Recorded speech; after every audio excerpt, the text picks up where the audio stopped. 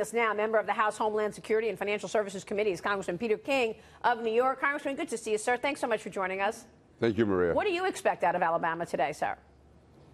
I think it's going to be very close, and this is where I disagree with many Republicans. I would not vote for Roy Moore if I were down there. I think that he should have given a more serious answer to the charges against him.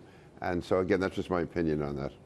All right, I agree with Senator Shelby. Yeah, so Senator Shelby basically said we can't have this guy in a position of leadership, and yet President Trump did robocalls for him. I mean, you know, he's basically saying, look, we need that vote.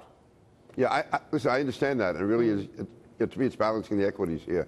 And I just feel, in view of the fact that it did involve children and the fact that I thought gave almost a cavalier answer to it, to me, again, just raises serious issues. By the way, Congressman, we want to bring this breaking news out right here because the president is tweeting right now, and here's what he says. Listen to this, Congressman.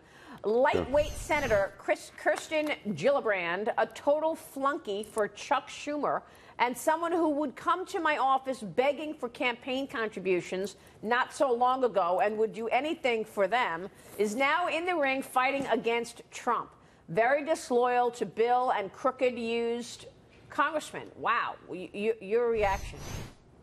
Well, I have a good working relationship with Kirsten Gillibrand. Obviously, we disagree on a number of issues.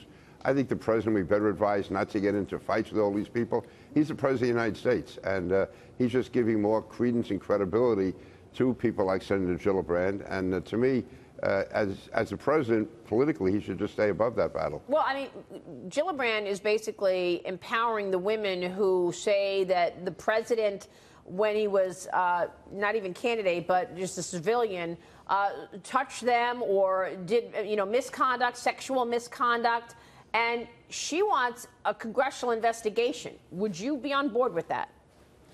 Not at this stage. I think more evidence would have to come out. And again, this is in the courts right now. A number of these people have actually, at least one of them I know has brought a lawsuit against President Trump. The president has denied it, and it's a dangerous path to go down, where we can be constantly bringing the president into court. On the other hand, if they do have credible charges to make, I think the president should answer them. Don't you think if the Republicans lose the majority in 2018, I don't know if that's going to happen, but they could, that there will be investigation after investigation, including impeachment from the left, to try to just keep him in court all day long, every day, to stop his agenda? Yeah, and I do think it's a dangerous precedent. That's one of the reasons why I actually voted against the impeachment of President Clinton. A president can't be tied down in court all the time. Obviously, if there's serious charges, if there's serious allegations, if it certainly involves the improper use of his office, but to be getting tied down in court, when he has to be negotiating with foreign leaders going around the world. Right now we have North Korea, we have all these issues, and to me it's a very dangerous precedent, and for the most part the president should not be in court.